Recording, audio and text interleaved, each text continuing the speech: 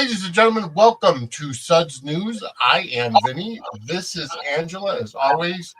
And I do want to start out by apologizing. I thought that was a 10-bell salute that was showing for Steve McMichael. I must have edited the wrong video and put the wrong video up. I'll fix that for Gate Crashers. But we do want to just mourn the loss of former WCW superstar, former part of the Four Horsemen. Did appear in WWE for a couple of times, especially WrestleMania 11 in the corner of Lawrence Taylor when he fought Bam and Bigelow. Steve McMichael passed away after a long battle with ALS, Lou Gehrig's disease. Towards the end of his life, he was a shell of his former self, to the point where the day that he went into hospice care, he died. He passed away later that night. So our prayers and love and condolences go out to Steve McMichael's family, friends, and fans. I'm glad that he did get to go into the NFL Hall of Fame while he was still alive. That just happened last year. But number 76 from the Bears. So Godspeed. Anyways, welcome to Suds News, as always. I am Vinny. This is Angela. Angela, you are blowing up the parade, bro, with your new job. And how are you doing? Love it. Love it. Love it. Love it. Love it. I am in writer heaven. This is such it's crazy. It's I can't even the things that I have access to are tools are it's just crazy. We have Getty Images, it's probably standard stuff, but yeah, I've never written on this level before. Well, that is fantastic. I'm really excited about it. So congratulations again all around. Yes. We are proud of you. I heard that Matt and Kat gave you congratulations on both their podcasts yesterday as well. So they're so sweet. Yeah, I got to get back to Days for Dummies. I've been crazy on the weekends, but with everything going on family-wise, but I get it. Yeah. Hey, Steve. Hey, Chad. Hi, Tinklu. Tinklu, thank you so much. I'm glad you look forward to this every Monday night. We do too. But we are here for Suds News, talking all about General Hospital. We'll be back at 10 o'clock later on to talk all about Beyond the Gates. And I'm telling you, I've got a lot of stuff to talk about Beyond the Gates because I'm enjoying a lot of what's going on. But that's not what we're here for right now. Right here. That's really good because I might have to join. I'm going to have to join Beyond the Gates audio if I have a good enough connection, because guess who has to drive to Logan Airport? Oh, okay. To pick up her aunt. Unexpectedly, not happy, but family, what are you going to do? Yeah, chauffeur duties. Yes, because I'm pretty much the only one who can do it right now. So, sorry. What are you going to do? So I'm going to try to connect in audio to be able to join the chat. We'll see if my connection's good enough. We'll see. Fingers crossed. But I'm here now. Yes. So let's not waste it. We have a lot to talk about. We do. Yes, we absolutely do. I do want to say how inconvenient, I know they're important, how inconvenient those tests of the emergency broadcast system are, because it went off right in the middle of Jack and Carly talking today on my ABC station. And I missed that entire conversation. So. Oh, well, I can catch you up with it. All right.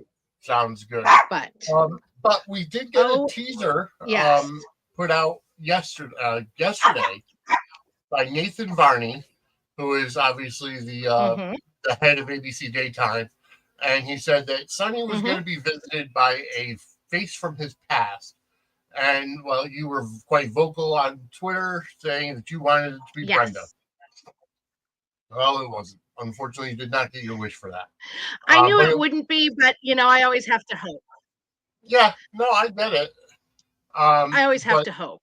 So it was a very touching conversation. Max Gale was back as Mike.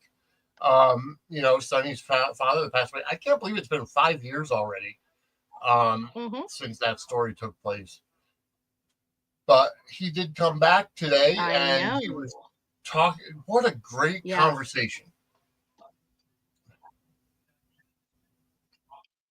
What a great conversation between Mike and Sonny, just regarding Sonny wanting to get out of the business, and you had quite a great. It was. I mean, I hate Sonny. I hate Sonny, but Max Gale is always phenomenal. Yeah. And it was a good conversation.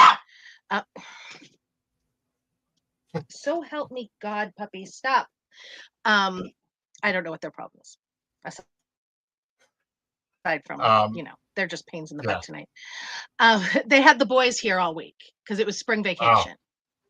Yeah. And the boys stayed over. So they got to sleep with them all week. And by now they'd be, laying down to bed. So they're like, let's go to bed. And I'm like, it's not my bedtime. But anyway, sorry, they'll behave. Anyway, so yeah, Max is always great. Yes. And I wanted it to be Brenda, but I didn't think it was going to be Brenda. And, Morgan crossed my mind, but I was like, I still think they're going to be doing something with bringing Morgan back, and I'll get more into that later. But with what really made me think it was Mike was remembering all of the flashbacks Sonny had Friday. Yeah. Yeah.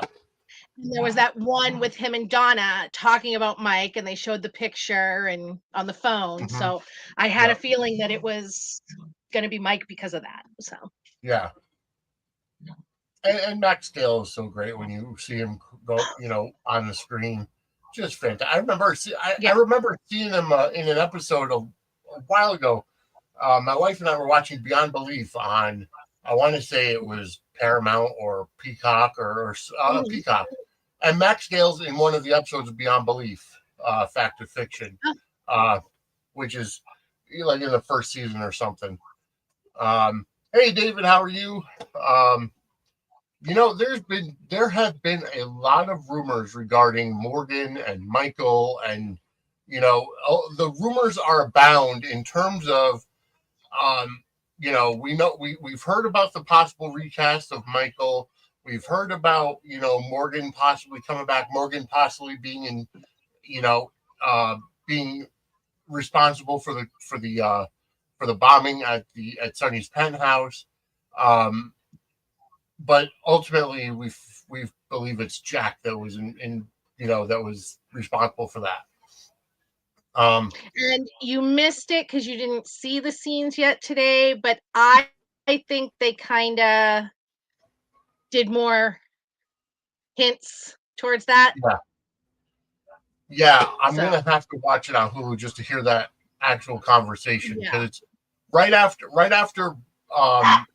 Brick had called the WSB and Jack showed up and Jack and Carly were talking. That's when that tone went off. Bam, bam. Well, now you know what will happen in an emergency, and that's very important. Exactly. I was waiting for the tornado warning or something to be coming up, but so I was lectured by my Jarleys last week. Really? Because we didn't talk about something that happened last Monday.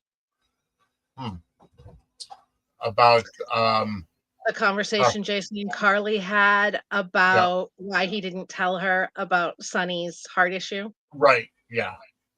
Which the Jarley fans all loved. Yeah. Because that was him. He thought Sonny needed her, but it was more important to him that she not get dragged back into that. Right. Exactly. And I know a lot of people thought that it was a rewrite, but we posted many scenes going back 10, 15 years. Yeah. Of him saying that he, always pushed her back to Sonny and he was wrong to do it. Yeah, of course. So, yeah. Yeah. So, I absolutely loved that. I love that he's acknowledging that she is totally over Sonny and has moved on from him and, truly doesn't want to be with him anymore. Yeah. I like that. So, that was more just wonderful Jarly, I thought. Oh yeah, no, you're absolutely right. It was a great conversation. I apologize that we didn't get to it. We didn't talk about it. Oh please, it's absolutely my fault if we miss a Jarly thing. But either way, it's been great. The soapiness has been really good. Mm-hmm. Honestly, Steve brings this up. The shooting didn't match Friday's coming attractions. What happened to the nurse pulling out his monitoring equipment? Did Sonny dream that? I don't remember that. I remember her turning the machine off. I don't remember her pulling anything out. She just turned the machine off. Yeah. And then honestly, I thought that nurse that was going to inject Sonny was Nell. It looked like Nell for a second. With just I thought it was Nell. I was wondering if it was a recast Colette. That too, yes. But no, I think it was just some rando, some rando bad girl, bad woman, bad, whatever. Yeah. Sorry, my power thing fell. Ugh, God. Anyway, the nurse wasn't going to shoot him. The nurse was going to inject him, but she didn't get a chance to because Brick came in. Yes. And then asked her for her ID. But yeah, she didn't pull anything off of Sonny. She just turned his monitoring equipment off. Yep. And he opened his eyes and he looked at her and she just kind of smiled. Oh yeah, Chad, those were the scenes that they had this week that we'll definitely talk about those too because that was hysterical. Yes, absolutely. But yeah, so I thought it matched. I definitely think Jack sent her. Mm-hmm. So what you missed is Carly asked how he got to LA so quickly. Yep, I heard that. I heard that he said that he was. Yeah, he said that he was there and she asked him if his business in LA came up before or after he found out she was going to be there. And he said that it was business that he had before, but he had been putting it off, but he came and he said that, since she was going to be there, he was hoping to take her out to dinner. And he also wanted to be there in case anything went wrong with Sonny. So he could be there for her. Yeah. That's what I missed. It was also weird, Brick calling the WSB. That was weird. That I thought too. Because just the way I thought he was gonna call like some kind of cleanup crew or one of his contacts saying, "Hey, come, take care of this body, whatever." Right. That was strange. Call the WSB. I have a theory. Okay. About it. Now, if I'm not mistaken, and I might be on this. If I'm not mistaken, though, Stephen A. Smith ended up on the show because of a friendship with Maurice Bernard, right? Correct. Yep. That's what he said, right? Yeah. So, I mean, it's not news that I think Mo's on his way out the door. Yeah. Right? Everybody knows that I believe that and why I believe it and yada, yada. But if they're turning Brick heel, it makes sense. It's another hint that Mo could be leaving. Agreed. Because Jason doesn't want to take over the mob. So, so it makes, there's all going to be all kinds of people going, well, why can't Brick? Although that's not what Brick does, but still that just silences that. Yeah. And it explains why, Brick's not showing up anymore after Mo leaves. Exactly. Yeah. And I think that I think the good guy mob goes away with Mo too. I think so too. So they just don't need him anymore.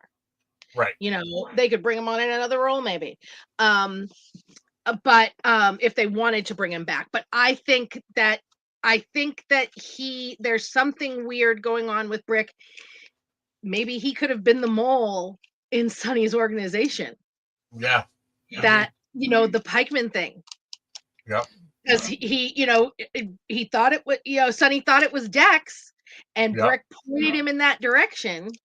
Yeah. There was reason for that, but still, there's no reason that Brick couldn't have found out that money came from Michael that Dex had. Right.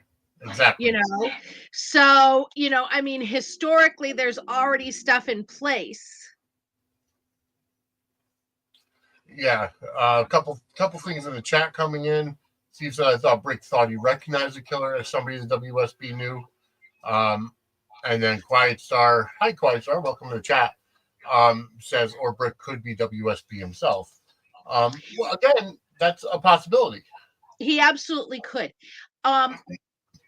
I mean, I don't necessarily know that, because I saw people say today that they thought Brick was behind the assassination attempt. I'm like, well, then why would he kill her before she did it?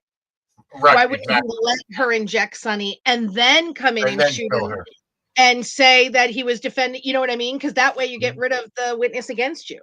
Yeah. Exactly. And it was plausible. So, I mean, I think there is some weird connection with Brick and the WSB. But I also think that Sidwell's connected to the WSB too. I Hey. agree. And I think this WSB stuff is what's going to take the place of the mob. And I absolutely think Jack ordered the hit. I think so too. Yes. Now, Laura Wright and Chris McKenna had a Zoom last night. They did, yes. And they talked about some really interesting things. Mm-hmm. They have not yet filmed Carly finding out about Joss and all of that. I would assume the earliest that kind of stuff happens is July sweeps. I think so too. Because, and possibly even after that. Yeah, there's so much stuff that they still have to work on right now. Right. They still made, right. And they made this professor story a summer story. Yes. To showcase that age group in the summer like they should be. Yeah. So it wouldn't make sense for it to come out now. But she also said, Carly's falling in love with Jack. She feels safe with him. She feels like he's really honest with her and not playing any games. And when the truth comes out, it's going to be devastating for her. Yes. And it will bring a devastating end to their relationship. And Chris McKenna was joking around going, well, maybe they could get past it. And she was just like, nope, it's going to be a clean break. So she was like, no. So, I mean, I think we knew that anyway with him not being in contract. I know people argue with me about it, but I mean, people would argue with me if I said water was wet. So that's very true. Yeah. But I really think that Jack's the big bad. Agreed. I think you're right on that as well. And not to mention, if they're going to be putting the WSB in the forefront, I think it's going to end up being Joss that's the centerpiece of the WSB. Well, here's something interesting. Last night also, the woman who runs those Zoom events announced that Eden and Finola are going to be doing one together. Ooh. And I can't stop thinking about all the things they have said would happen if Sonny loses the peers and the referendum goes against Laura. You had a really interesting prediction. I will. I'm going to go. I was going to pull that up. Right ahead. Okay. So I think Sonny had said that if he loses the peers, his business is completely destroyed, even though they've always said that he owned all of them, but whatever. His business is completely destroyed and all of his enemies will be coming after him and he'll end up dead. It's not something he can survive. And Diane told him that there is no legal recourse if he loses the referendum vote. Right. Exactly. They've also said that Laura would lose her mayorship and Anna would lose her job as the police commissioner. Mm-hmm. They're really pounding us over the head with all of that. They are, yes. And then the whole thing with Mike today, I think, was setting up that Sonny, when he loses, because I think Sonny's going to lose the referendum. And I think that in concert with Jason, Carly, Anna, and Laura, he's going to fake his death. And he had said, like, it can't, if he just disappeared like the Nixon Falls, it would be bad. But if they convincingly fake his death, Right. and there's, with the thing with the mob with Nixon Falls is that the other mobsters wanted to move in, but they can't if those piers are gone. Right, because then there's nowhere for them to conduct their business. Right. But if they convincingly fake his death, then he can, he won't be killed. Yeah. And the family will be safe because there's nothing to come after the family for. Right. And I think that it'll be a whole, he's such a self-sacrificing hero. He loves his children so much that he's going to make this big sacrifice that he'll play dead, never see them again for them and their safety and their happiness. Like you were saying today, that, so his family could know a life of peace. Mm-hmm. And he'll run off. They'll have Brenda show up at the last day or whatever, like they did when Tracy, when Jane Elliott was retiring in 2017. They had Luke show up for one episode. Yeah. Yeah, I don't like Brenda either, but we just have to deal with it for one day. I don't like Brenda either, so we're all on the same page on that. So I think that Sonny's going to fake his death and run off happily ever after with oh my God, we're going to have to talk about that too, with Brenda. Yeah. Laura's going to lose her job, and I think she's going to go to work as the new head of the board at GH because Monica's not going to be able to do it because they're killing Monica off probably in June. It'll be June or August. Yeah. I think Anna loses her job and goes back to the WSB. Makes sense. And then she's going to end up the head of that, at least that field office or whatever once Jack is outed. Right. I think Jordan and Ezra will compete to become the mayor, and Jordan will win.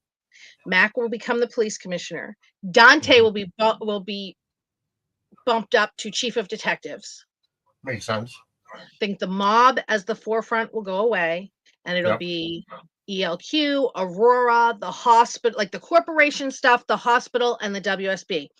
Any new bad guys that are coming in will be in and out. Like they used to be, all those mobsters that would come in and be enemies of Sonny and Jason, and then they'd be gone. But it's going to be the WSB and the PCPD and yada yada yada. They're going back to the 80s, which is good because that's when everything was on fire. I mean, what's old is new again, and they're going to reset their decks and go into the move away from the mob. Right. Move away from the mob as good guys anyway. Right. There'll be bad mobsters or whatever that come in. And I think Sidwell's going to be the new grayish bad guy with a heart of gold, but he won't be the center like Sonny was. Yeah. Which is fine. I like the Sidwell character. I like how he toes the line with, with legality, with morality, with everything. Same. Yep. I agree. And it seems like that's going around. I absolutely. The Days is doing the same thing. It just seems like soap's kind of got off course a little bit, and now they're kind of rewriting the ship. Yeah, I mean, even like Young and the Restless veered off with a lot of things, and now they're really leaning into the whole Abbott and Newman, and they've been doing it for a while longer, but they had kind of veered off too with a lot of different extraneous, who the hell is this family, who is this person, and they're going back to the formula that worked. Yeah, I agree. And I know that a lot of people are complaining about the whole on Bold and the Beautiful, the Ridge, Brooke, and Taylor triangle that's in its third, fourth decade. But that is a winner. Yeah. Well, that's all still gonna, that's gonna be a story. That story is gonna be long reaching. Yeah. That story has tentacles that are going all over the place. And we kind of saw that today with Gio and Tracy talking and, him calling Emma in as support. But just how Tracy was explaining to Gio why she doesn't like Sonny and why he shouldn't trust, why Gio shouldn't trust Sonny and everything. And Gio's defending him, saying, he's always been there for me. He's always treated me kindly, and what have you. So they're building up the tension now once Gio finds out that Sonny's his grandfather. I just had an interesting thought too. So tomorrow in a breakdown, it says Tracy shows Gio something shocking. Yes. And then we have Jason telling Gio, forget what you just saw. Yeah. What if Tracy has a video of Sonny shooting Jagger? Could be. It was on the Quartermain property. It was. And I could see her holding that for when it might come in handy. I wouldn't put it past her. They must have surveillance cameras around the place. It made no sense that they didn't. Right. You know what I mean? But she shows him something shocking, and Jason's telling him to forget he ever saw anything. Yeah. So so that could kind of, that could kind of temper Gio being real sad about not being able to get close to his grandfather, seeing that his grandfather was, a cold-blooded murderer. Yeah. Yeah. But we did touch on it, where Gio and Tracy are talking today, and Tracy, again, like we mentioned, she's trying to explain to him why this eminent domain issue, the referendum, is coming up, and why she's voting to rid Sonny off the pier and what have you. Right. She wants Gio to be able to vote for Laura in the election, but vote yes on the referendum. Right. And, now Gio calls Emma to talk some sense into Tracy, which I'm sorry, but you never try to do that. Well, one, you're not talking Tracy. I mean, God himself could come down, and he's not talking Tracy into anything that she's already set her mind on. He's certainly not. There's nothing that will change Tracy's mind about Sonny Corinthos. Absolutely nothing. Nope. She blames Sonny for her brother's death. Yeah. And it's not like she really, she loved AJ because he was her nephew, but they quarreled. And Sonny shot him in cold blood. Yeah. She blames Sonny for everything that happened to Michael. And it's not wrong. She ain't wrong. No, she's not. And Tracy, the Quartermains, she's so much like Edward. She's showing her Lila side too. She is definitely a mixture of her parents. But I mean, Edward was very, very family too. But it was family my way, which is how Tracy is. Of course, yeah. Very, very defensive of the family, but will also abuse them themselves. Yes. And can be rude. I can be ruthless with my family. No one else can, though. Right. Exactly. That kind of thing. And she's very much, they've positioned her very much as the matriarch of the Quartermain clan. I'm still torn in 9 million ways about who I want Monica to leave the house to. I think it's going to end up being, I think it's going to end up being Tracy. See, I kind of think it would be Tracy, but at the same time, I mean, Monica, I just don't think there's any way Monica would trust that Tracy wouldn't kick everybody out when they made her mad. That's true. You know what I mean? And she knows that if she left it to Jason or left it to Michael, that wouldn't happen. Right. Exactly. But I could see her leaving it to Jason or Michael and saying, but Tracy gets to live here forever. Yeah. I mean, she also could leave it to Ned. Yeah, I don't know that she would, because they've said over and over and over again, the favorites. It wasn't a Quartermain family home. Alan bought it for him. He bought it when he came to town and he moved his parents in. But his siblings were in and out, or his sister was in and out too. But and then he gave it to Monica. So Ned, really, I mean, he lives there, but it wouldn't make sense to leave it to Ned over her child or grandchild. Which makes sense, yeah. Because he's a nephew. Well, we know that she's not leaving it to Drew. Oh And God, no. So the rumors are still out there that Drew could be Shiloh. Yeah, and Cameron Matheson kind of played into them a little bit this weekend. I don't know that he's Shiloh. I still think it's going to be PTSD or being brainwashed. Brainwashed, yeah. But I mean, Shiloh would be interesting. The main reason I don't think it's Shiloh is that it was brought up at the events and they kind of like poo-pooed it. Yeah. And they could be kayfabing. I mean, they could be just, poo-pooing it, and this is where they're going to go anyways. But usually, in my experience with that sort of thing, is they'll be like, that would be a soapy, without saying no, absolutely. You know what I mean? They don't confirm it, but they don't absolutely shut it down. I mean, it would be interesting if they did that for a number of reasons. I mean, the fact that Shiloh finally got Willow, and he, because Shiloh was that master manipulator. He was the cult leader. He was the one, you know what I mean? So he could always say, it would be really funny. But when was Drew replaced? Is Shiloh have him prisoner somewhere? Did he take him from the hospital? Or did he, in prison maybe? And then they can bring Cameron on as Drew, who was being held prisoner or whatever. Right.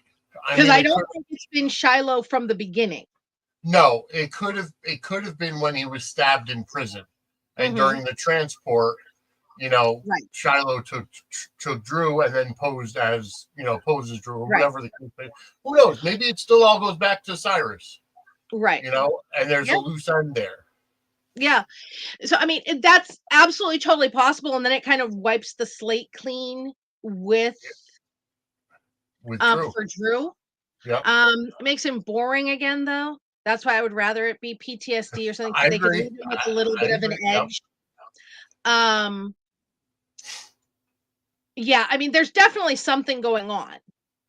Because, I mean, even if you look at it from the angle of he's paying for Kai's surgery so that there's another follower for him, someone else that believes in him and owes him a favor or whatever the case may be. So that, I mean, while that's, again, it's a stretch, it's a very fragile branch to connect something like that.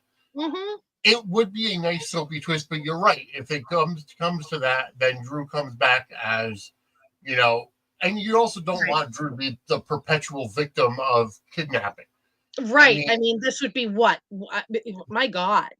That would be like the third time or something. Right. So it goes down the fact of, because it was Shiloh that originally kidnapped him with the help of Peter August. And then it would have been Victor Cassadine that held him on Cassadine Island. Poor bastard. And then, Shiloh again. So, I mean, I think it's going to end up being the PTSD story, which makes more sense. I think that's just one of those stories that they had planned, because Cameron Matheson had already said they planned it, and then it got pushed back by the writers' changes, them having to, write out Kelly Mon, so many things just got kind of put on a shelf. Right. Because of all those other things that were huge that they had to deal with. So we also saw on Friday that Willow went to go see Michael, but was turned away by the nurse. And then we find out that Drew had paid the nurse to say Michael didn't want to see her. Yeah. Hey, Nathan, welcome to chat. It was, I mean, it's okay, Drew, bad, but I was really hoping that she was going to show up there and he was going to be gone. Yeah, that would have been good too.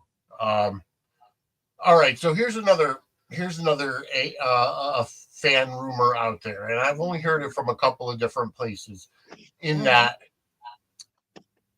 Michael, the reason why Michael was sent to the clinic, Jack helped him get into the clinic, was so that his face could be changed to Morgan. And that way Morgan could, Michael would be looking like Morgan and would be, the one responsible or whatever. Yeah, again, that doesn't connect with me because they didn't have his face burned. Right.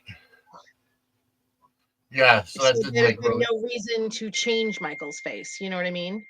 right. No, So. I mean, it's another rumor out there. I don't know.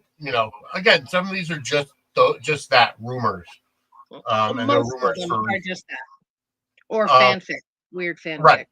Yeah. So how did you like? How did you like Sasha finally admitting to Jason why she took Sidwell's money? It's what I've been saying all along. Because people are like, why would she take that money and not Jason's money? I'm like, because she considers that earned money. Yeah. That's why. One, she was raised she was a grifter. Yeah. Yep. So she would absolutely consider that, all in a day's work kind of thing. Yeah. And, she didn't want the charity. She, it was money she considered that she earned. Right. Agreed. But I like how Jason was just so matter of fact about it. And he just goes up there and says, because that's the one thing that I'm really enjoying about that I've liked about Jason from the very beginning is he's usually just matter of fact. He doesn't beat around the bush. He just comes right out and says what he's feeling. And I love that. I think that's one of the best qualities of him being that way. I remember a line real quick. It just popped in my head one time. I can't remember what they were talking about, but Jason was telling Carly that he did learn things from her that were good. He's like, I learned that you should ask how somebody's day was, even if all you want to do is have sex with them. That just fell in line with that for me. But go ahead. Speaking of having sex, we saw Rick and Ava get it on in the hospital, and this is our what the fudge moment this week is Rick and Ava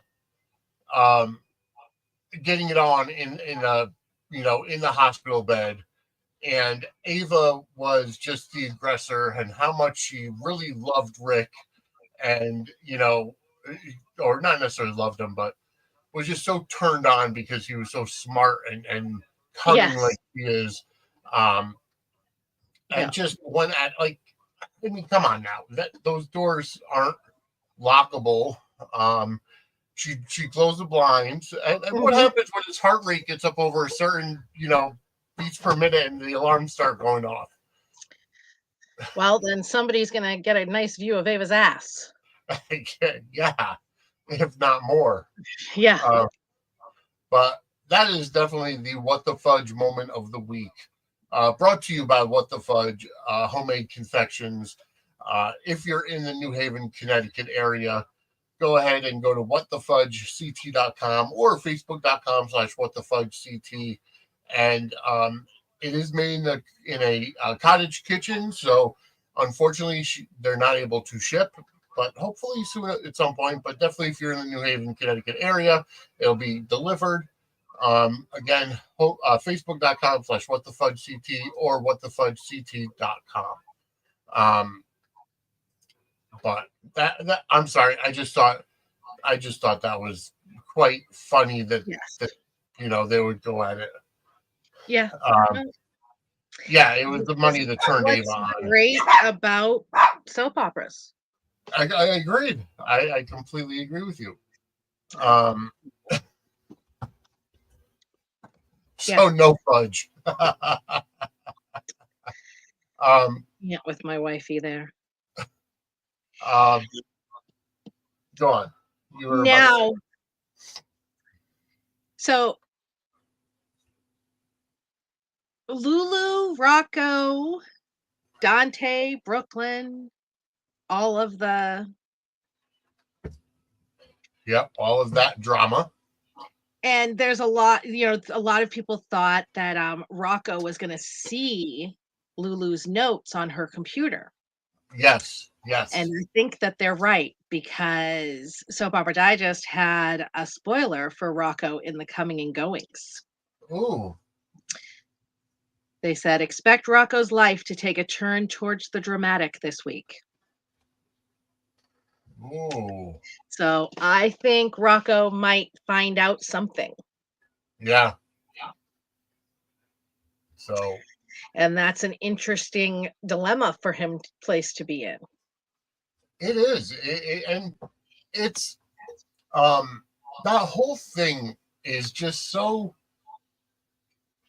intertwined in the, it obviously goes back to the whole Brooklyn Geo Chase thing, but it's a completely different arm of it because, okay, so Lulu's talking on the phone to Miss Lord, allegedly it's Vicky Lord, who runs the Landview Banner. Yes. And her excuse was that she gave 3 different stories, and this is the story that they chose her to write about. And that's when, Brooklyn, confronts her and says, "You're doing this whole thing, to out my situation." And she's like, "Well, I wasn't going to mention it, but Dante has a right to know," and this whole thing back and forth, which Dante does have the right to know. Yeah. But what happened? Because Lois just dug herself into a deeper hole by giving Brooklyn the fake name of the adoption agency. I know, right? Lulu's going to find out that adoption agency never existed. I know. I was going to say, I know that, she told her that it closed 15 years ago or whatever, but she can still find out that it never existed. Right. So, yeah. And Chad brings up a good point as well, saying that those are the notes that could be accidentally sent to the Banner as well.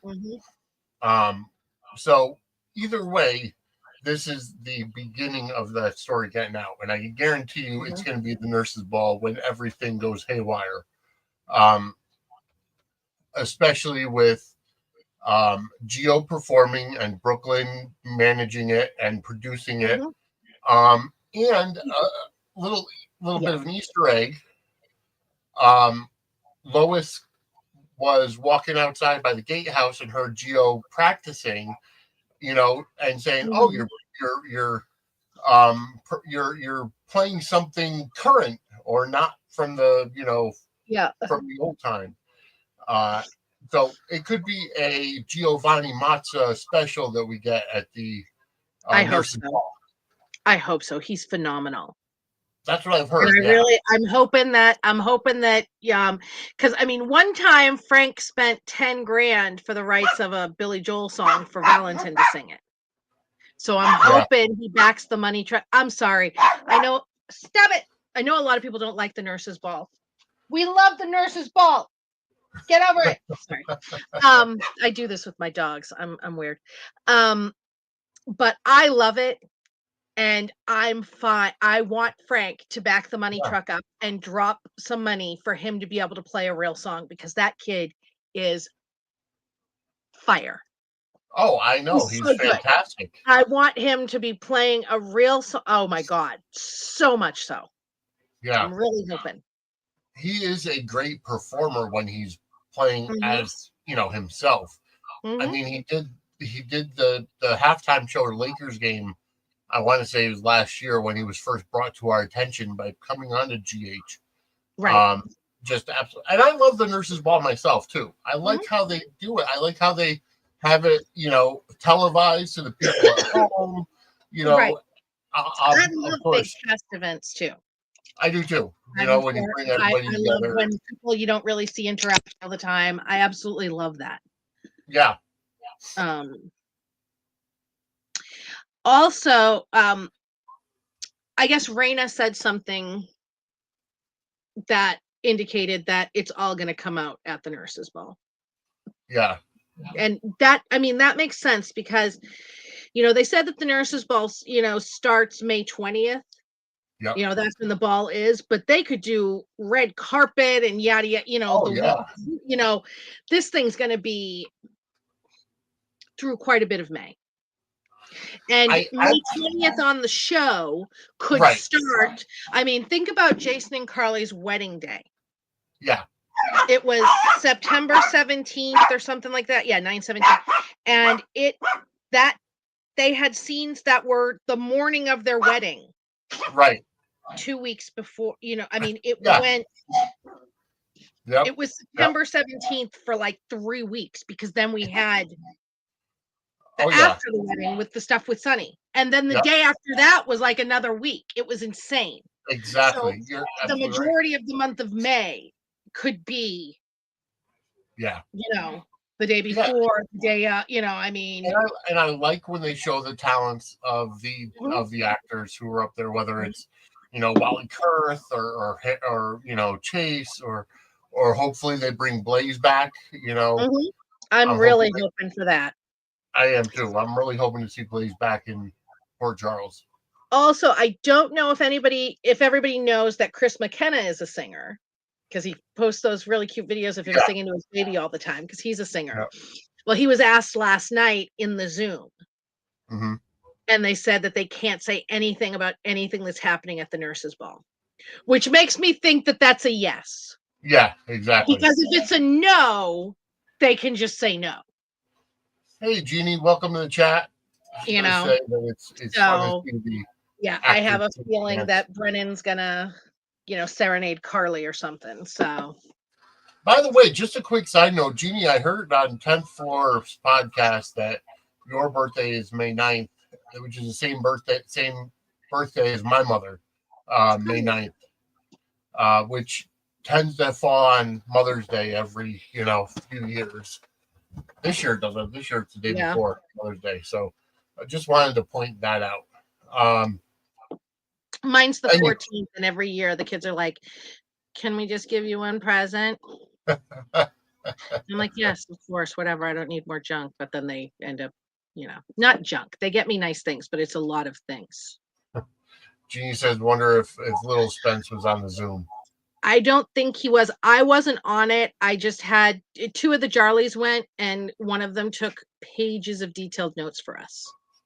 She gave us all kinds of they dropped some tea. She gave us, I really loved the, I knew the Jackley thing, but there are a lot of people who don't and think that they're going to be, forever and ever.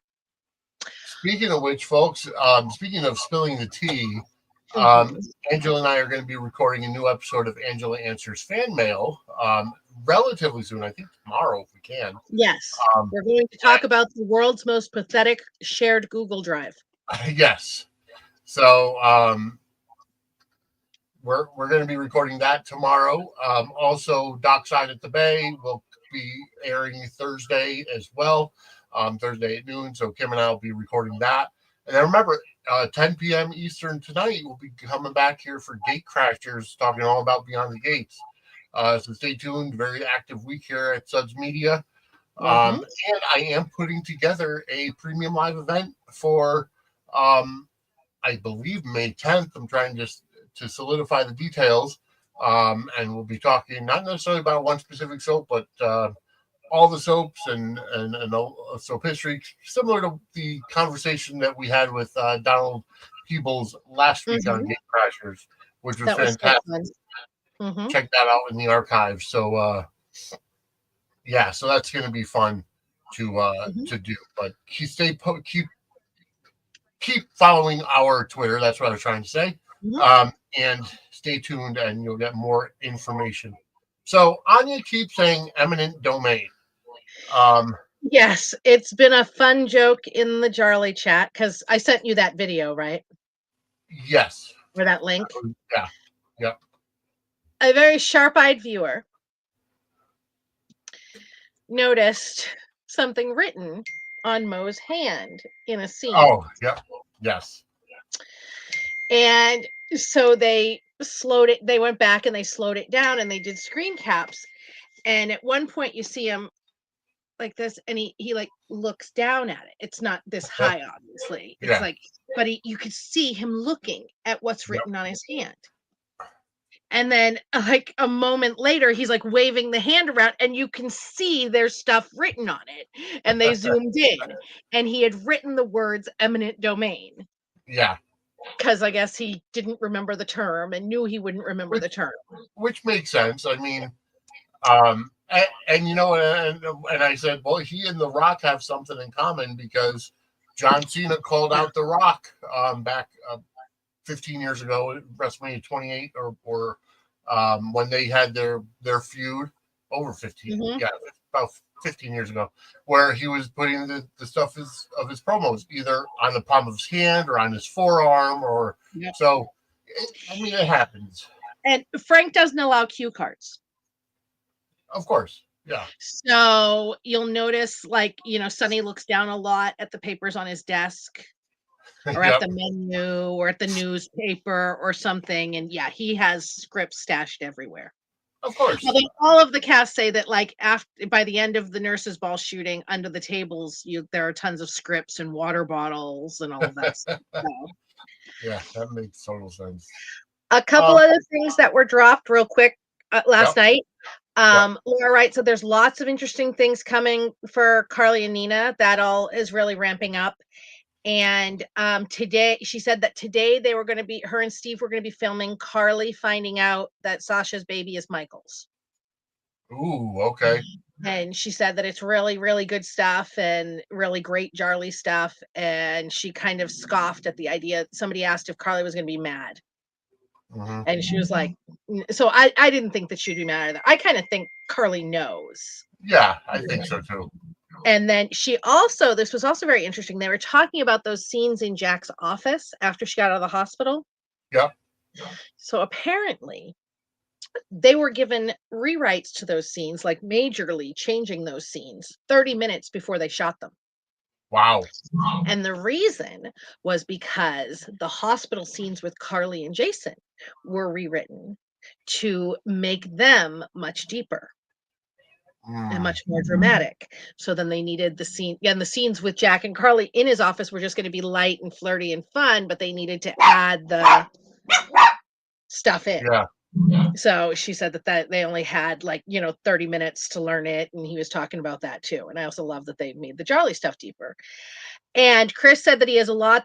Last night he said he has a lot of stuff coming up with Finola and Eden. And then today he posted a picture that he was filming with Finola.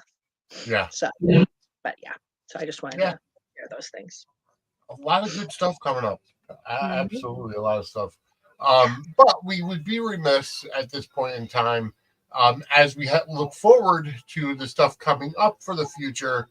We are going to go back and give you some information about what is going on this week. Sending you back to the future.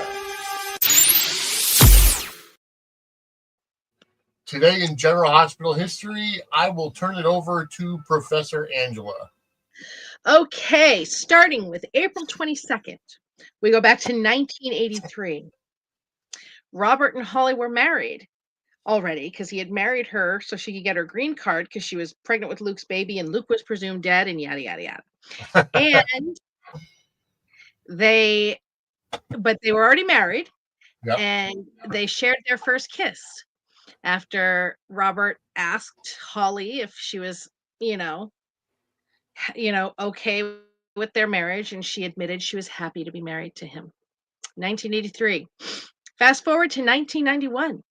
Robert told Anna that he loved her. Same day. Same day. Wow. In 1998, Bobby was not happy when Carly told Lucas that she was his sister. Because this was after she had told Bobby the truth, but they weren't quite okay yet. Yep. All right. April 23rd, 1996. Carly met Bobby for the first time. Ooh. Yes. 1999. I think this was probably the last time that I was truly, truly, oh my God, surprised by something. And just as Lucky's funeral was going on in Port Charles, it was revealed to the audience that Lucky was still alive. And we had no idea. Wow. It was so good. In 2002, Sonny and Alexis conceived Kristina. Okay. Yep. So Kristina should only be like 23 years old when she's really in her 30s.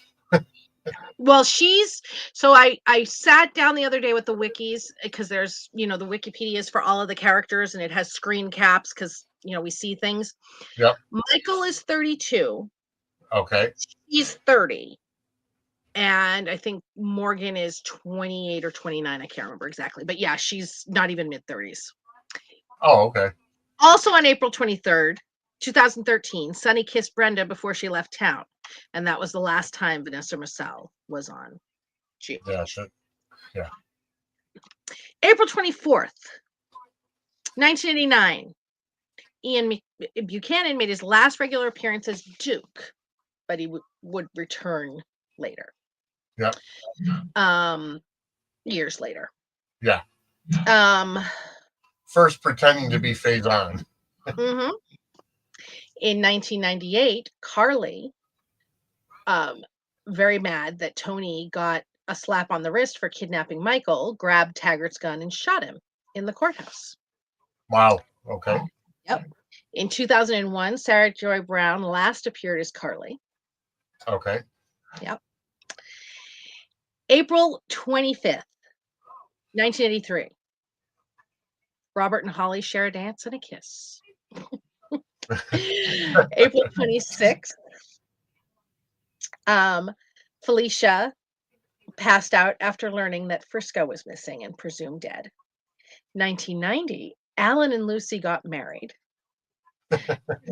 Again, it cracks me up. 1991, Robert and Anna made love. Also, that day in 2004, Sam found out she was pregnant. She didn't know if it was Sonny or Jax's baby. Okay. And AJ was murdered in 2005, although he'd be revealed to be alive in 2012. April 27th.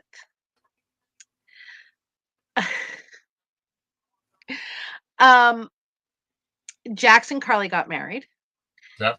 2007. 2012, Christina Wagner returned as Felicia after being gone for 4 years. April 28th, 2000.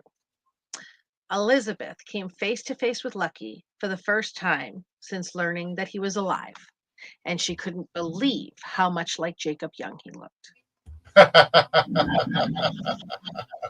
Yeah, Chad. It's either Eminent Domain or Esplanade. Yep. Esplanade's another one that we do the drinking game with. So yes, that was your General Hospital history lesson for today. Fantastic. Thank you so much, Professor Angel. I want to thank the 139 people that are watching live among all the distribution channels that we have. Go ahead and hit that like button, hit that subscribe button as well, and turn on those notifications. This way, anytime something goes live on our network, you will get notified. Whether it's wrestling or soap operas, it'll be good for you to get notified of anything happening. All right, moving on. So we saw today that Kai's surgery went from next week to tomorrow within a matter of minutes.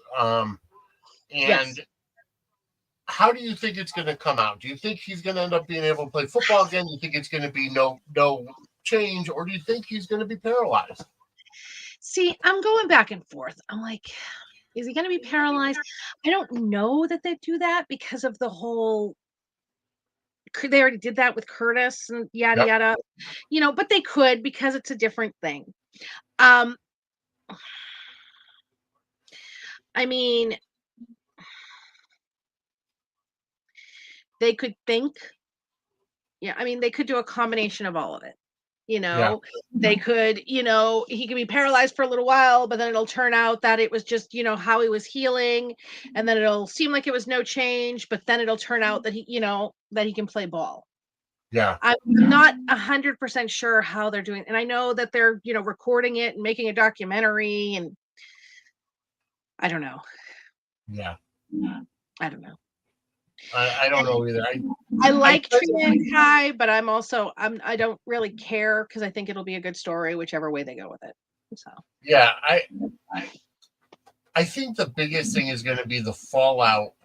Honestly, I think there's more story that'll come out of it if he ends up unfortunately paralyzed, because then Curtis can go after Drew and be like, or Portia could go after Drew and have some more ammunition and ramp that up.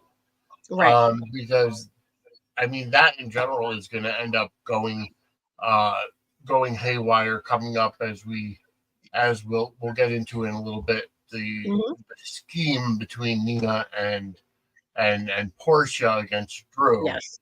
But I don't know. Again, I'm torn because honestly, what does it really accomplish if he comes out successful or no change? And he's not going to play football again, or he'll just be, injured one hit away from breaking his spine or whatever the case is. Where's the story? It's right. Yeah. There's it's like they wasted all this time and angst and anxiety over the surgery, and it doesn't lead to anything. It's like it'll be like the WrestleMania main event all over again. There's just it's a letdown. Steve, Portia's not planting fentanyl on Drew, and Drew's not the one recording the operation. It's like a camera crew is recording it. Drew's not doing it himself. And Portia's not planting the fentanyl on him. They're giving it to the hooker. They want the hooker to drug him so he acts crazy. And he's going. Yeah. Well, did you see the promo? No, I did. I don't usually watch the promo. In the promo, it shows Nina giving the hooker the drug. And she says, I want Drew to have a night that Port Charles. Oh, the Port Charles will never forget. Will always remember and never forget. And then at the end of it, you hear Drew. You don't see Drew, but you hear him yell, like in a party type way, body shot. I was dying. I was dying. And it looks like Willow walks into the club, the Savoy or whatever, and sees that. I'm just like, this is going to be my moment of the week. Drew yelling body shot. I cannot wait for the cheesy goodness that will be these scenes. Oh, and honestly, I'd rather, I was not on board with them having the woman drug Drew to get him into bed, even if it was just to make him think they had sex. I was not okay with that. Yeah, because I mean, you did that to Sonny a number of years ago. They did it to Sonny. They got Rick with Carly, Brooklyn with trying to drug Dante to seduce him. Yeah, it's rape. Yeah. And even if you don't have sex with them, and you just make them think you did, and you get them naked, that's sexual assault. No, not okay. And they shouldn't be drugging him at all. But drugging him to make him show his ass and act the fool, it's better than otherwise, so but I am here to watch Drew yell body shot in the middle of yes, that'll be an instant meme or GIF. Oh my God, I might make it a ringtone. All right, so do you think here's my working theory about this. I think Diane purposefully let the commitment papers fall out of her briefcase and go into Molly's so that Molly would see what's going on. It's possible. Because Diane is not that much of a, of a fumbly, bumbly, She's not. No, and it's totally possible. I'm waiting to see how she acts in the conversation when Alexis tells her about it. I am too. Because if she did it, then we'll get a clue there, or she'll tell Alexis that she did it on purpose. I mean, Diane's not like that, but also in, the soap opera world, sometimes they make people like that for something to happen. Of course. You know what I mean? Yeah. It's just, also, I mean, what was the reason for Marco seeing it? Right. Yes. That's got to be somewhere in there too. Yep. So we'll see.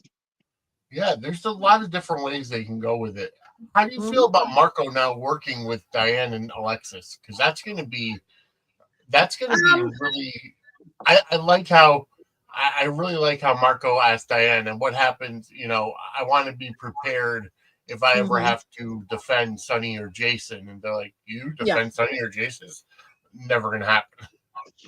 Well, I think that they're right, because Sonny's not going to be around to defend, and Wow. Jason's going to be doing like the WSB stuff. Yeah. So, it's not going to be a problem, because, I am convinced that man is leaving. Yeah. And yeah. I So, think so too. It's and, so it's not going to be an issue. And right. honestly, Diane and Alexis need another big fish. Agreed. They do. Which is Sidwell's going to end up being Sidwell. Yeah. And Sidwell sent that dagger back to Yes. Alexis today. Yep. So I still think that he wanted to get DNA. I think they're related. I think so too. I think he's her. I mean, I could see him being her twin. Ooh, that's good. And her mother hid him away because she thought that Helena would kill a male child. Yeah. I mean, Sidwell being a Cassadine would be fantastic. He's got the mannerisms already. Mm-hmm. He's got the demeanor. Yeah. Wow. That would actually be really, really good. Mm-hmm. Now, who are Alexis's parents? It's Stavros, right? Alexis's parents no, it's not Stavros. That's her brother. Is Mikos. Oh. Helena's. Okay. Yes, Mikos had an affair with an opera singer. Alexis's mother was an opera singer, and he fell in love with her, and he had an affair, and then Helena killed her. Okay, yeah, with the dagger. That's my man. Yeah. But so Stavros and Stefan or Stefan, I always pronounce his name wrong are her half brothers through Mikos. Boot him out. Why do you say things to hurt me, Steve? Okay, so yeah, so that's really good. I mean, the fact that he was deemed worthy enough to get into Cassadine Island or Spoon Island by Windermere keeps it in the family. And that's the thing, is that he bought it from the estate. Right. Because it was taken back from whoever, Ava had sold it to. Yeah. So he bought it from the estate, and yeah. So he could also be, her older half brother. Yep. That just wasn't, she didn't know about, you know what I mean? Her mother was an opera singer. She didn't, I mean, they could, so he might not, they might not even have him be a Cassadine, but, he could be a Cassadine.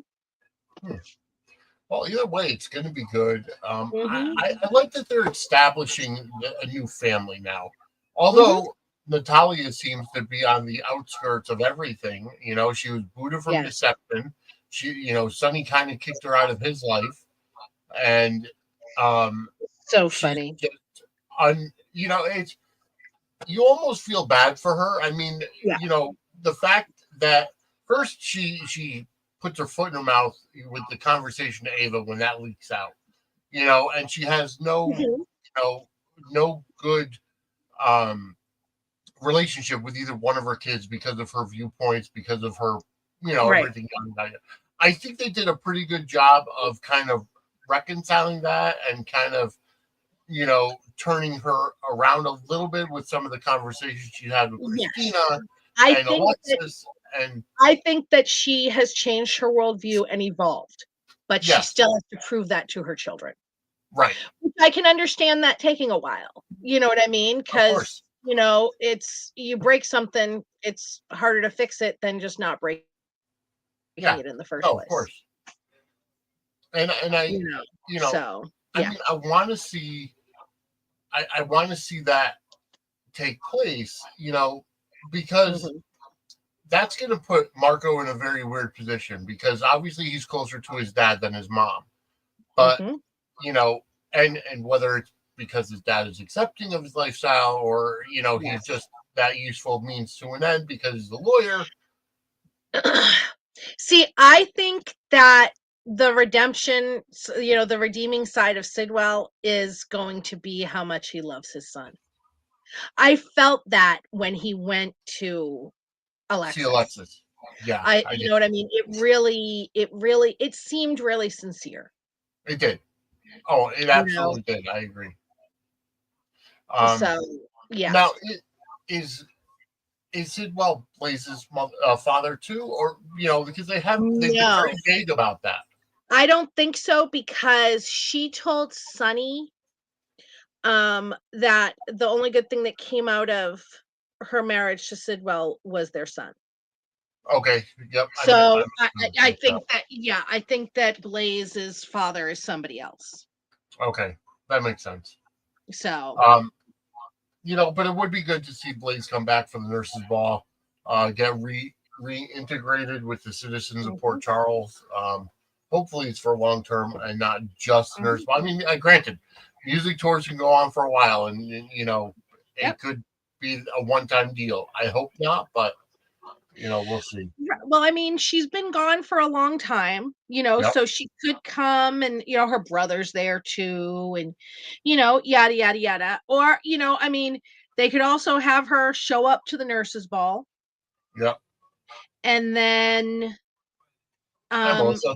Thank you for that. Yeah, you're right, Melissa. Alexis did ask him if Blaze was Sidwell's, or if Blaze was his, and he said no. You're right. I totally forgot that. And they could, this could be a pop-in to reestablish, kind of touch base with her and Kristina, and then she could come back a little down the line. Yeah. But honestly, I mean, if they're killing off Sonny, like if they're gonna fake Sonny's death, like I think, I don't think they'll tell his kids. Agreed. And Kristina is gonna need somebody. Yeah, she is. And I mean, honestly, they can't tell Kristina. Even if they could tell Dante, which I don't think they will. I just don't think they'll tell any of them. Yeah. I think that because all of them would be like, no, don't leave us. We'd rather die than lose you, Dad. So I don't think they'll tell the kids, but that's going to send Kristina over the edge. Oh yeah. And absolutely. That will be when she needs Blaze. Yeah, agreed. So. Agreed.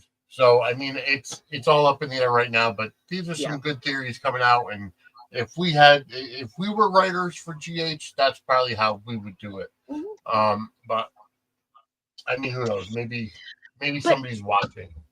This is what is so great about this show right now, is that the possibilities are endless. They are, and it's not. You know what I mean? It's not. Oh my God, we know exactly how this is going to end. Right. Yep. And that's phenomenal. It is, and it's like I had to respond to somebody who said that the writers are horrible, and we see it all the time. But somebody posted the other day that the writers are horrible and they're lazy, and they're not. They are writing fantastic stories right now, and the fact that we cannot predict what's happening, spoilers are not being leaked. People are holding the kayfabe in, and they're they're keeping the everything close to their vest. There's no spoilers, no leaks getting out. When they say that somebody's coming on, that's one thing, but the stories are not getting out. The reveals, the everything is not getting out of from behind the scenes. So it's absolutely fantastic the way they're doing everything. Yeah. All right. So, did we miss anything? Well, Carly and Jason, we did talk. Oh, we got to talk about the Willow stuff. Yes. Yeah. Oh, yes. Here's my thing with the Willow and Jason thing. Yep. I understand why Carly was mad, was where Carly was coming from. But, Right. Jason, Willow went to him.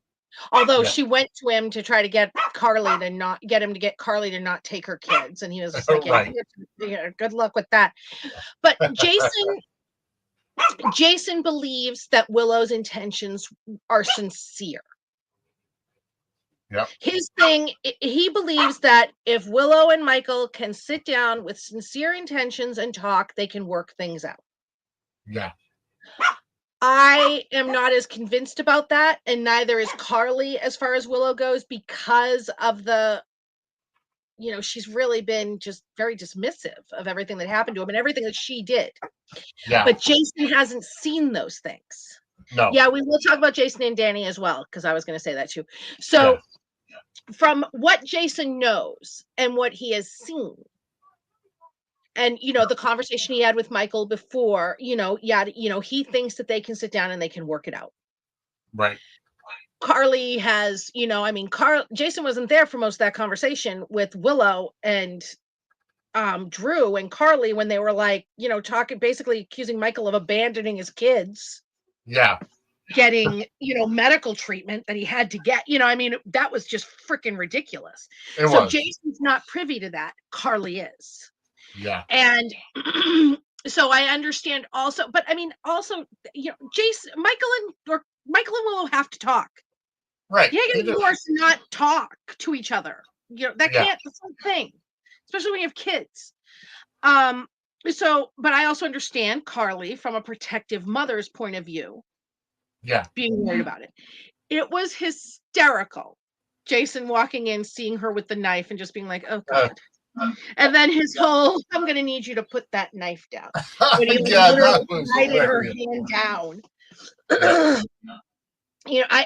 I love their, and I'm a Charlie fan. They were talking about, what they thought they were arguing about what they thought was best for their son. Yeah. Because to Jason and Carly, Michael is their son. Of course. Yeah. I also loved when Jason was talking to Marco when he was, and he did the whole, he goes, Sonny's son, my nephew. Really? We know which one he was more there for. Of course. Yeah. Yeah. So, I think that, And Jason and Danny at the batting cages, that was so great. Except for the fact they weren't wearing helmets. I'm sorry, but you can't tell me that, there are no helmets available on the ABC set, considering they own ESPN. And they can there are helmets available. Steve Burton's not putting one on. Right. His hair was perfectly intact, after batting against, let's say 70-mile-an-hour pitches in the batting cage. Here's my thing too, is that nowadays I don't even think you can go to a batting cage without a helmet. Right. I don't think they let you. But it was fine. And I also, I saw a lot of people, like especially my Jarleys, who were upset about him saying nobody but could get him to talk like Sam could. I honestly think, I saw the Jason and Liz fans upset. I saw the Sonny and Jason fans. The Jason and Robin fan, anybody can get, a lot of people can get Jason to talk. It wasn't just Sam, but I also think that he was meeting his son where he was. Right. And what I mean? He was exactly trying to communicate with his son because of the fact that, with Sam, that's his mother. So he's trying to put his I think he was trying to connect with him on that level because Danny was so, and he was, trying to, give him comfort. I thought it was a great scene. As a Jarly fan, I wasn't just like, oh my God, they're disrespecting my, Yeah. I'm fine. I liked the scene. And I liked the scene with Dante and Jason when they were watching the boys play. They were watching the boys and they had their little conversation. I loved that too. Yeah. It was great. It really Yeah. was. The batting cage was not even 5 feet wide. Yeah. Well, you know what though? Gotta suspend your disbelief. See, but this is, and I mean, I know, and I hear people complaining, and this is going to start soon because summers are coming.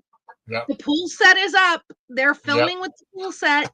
So I know people are going to start complaining about that too, but I'm like, I think those are really great sets. Yes. Are they massive? No, but they're very creative.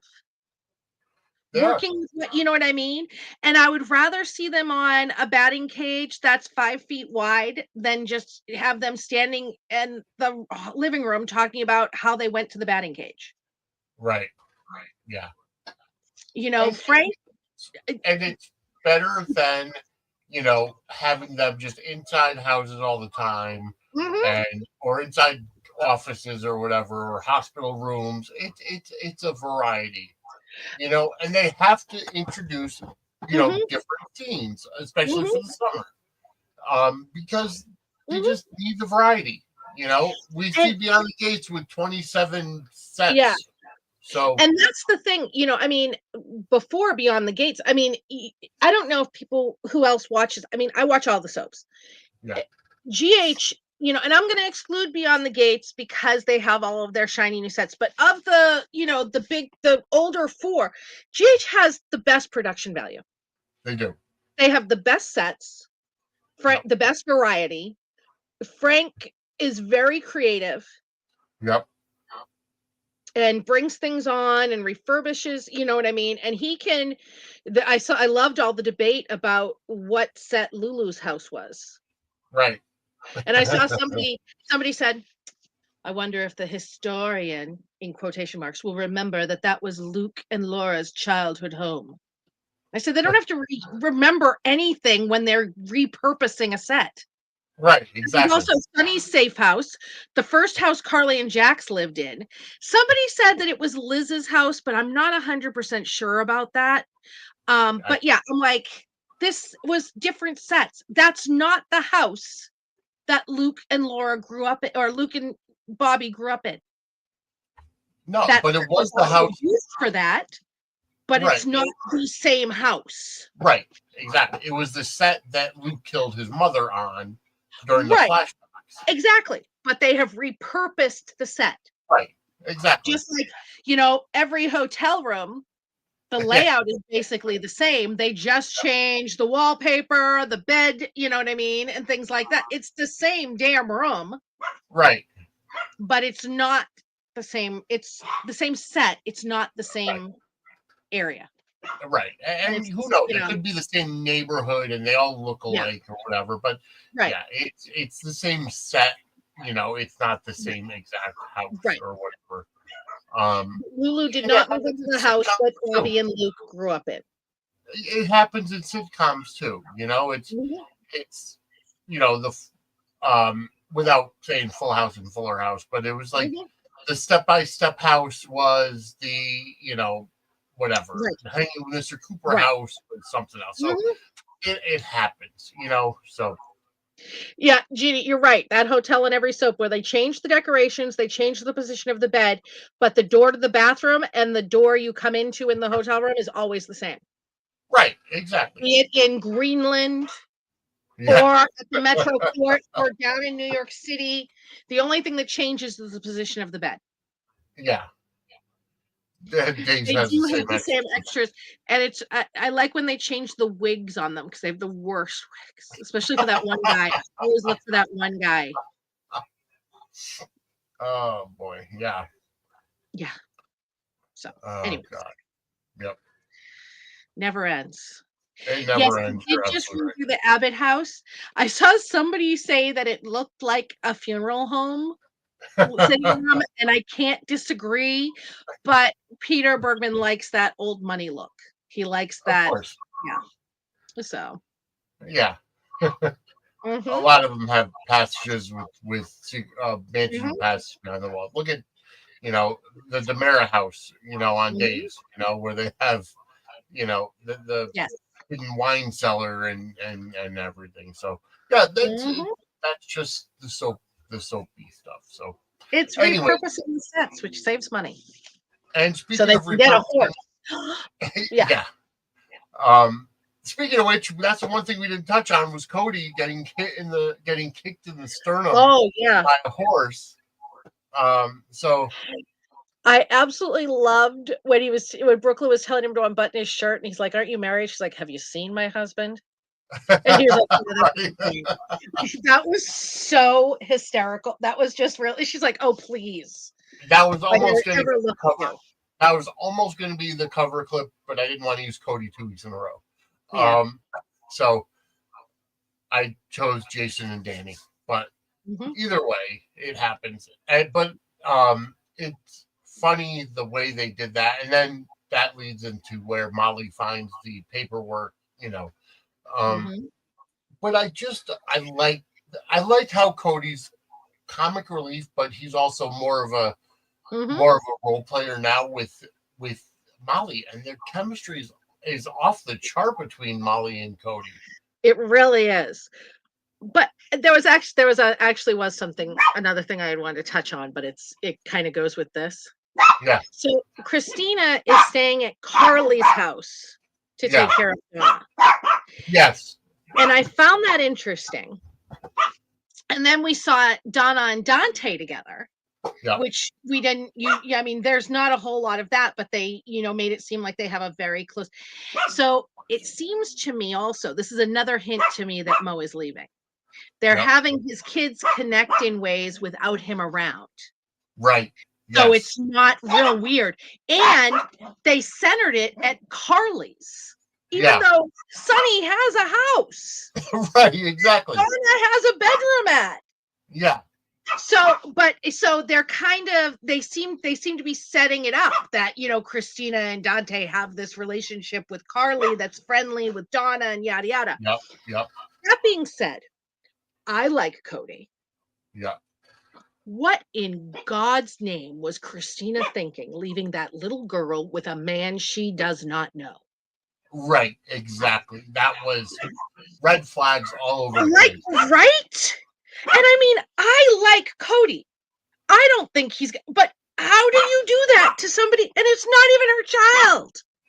Exactly. I mean, the only thing you could think of is the fact that he has a close bond with James, or Dante could have said, "Oh, this guy is okay."